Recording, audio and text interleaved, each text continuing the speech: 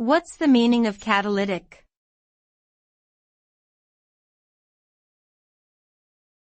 Catalytic.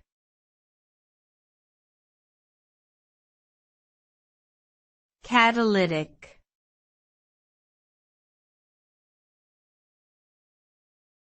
Catalytic.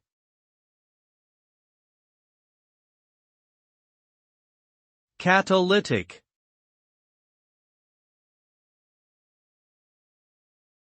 The term catalytic refers to a substance or process that facilitates a chemical reaction without being consumed in the process.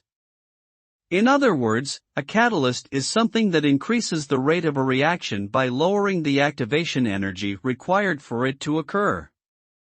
This can result in significant changes in the outcome of the reaction, such as increased yield or selectivity, or a reduction in unwanted byproducts.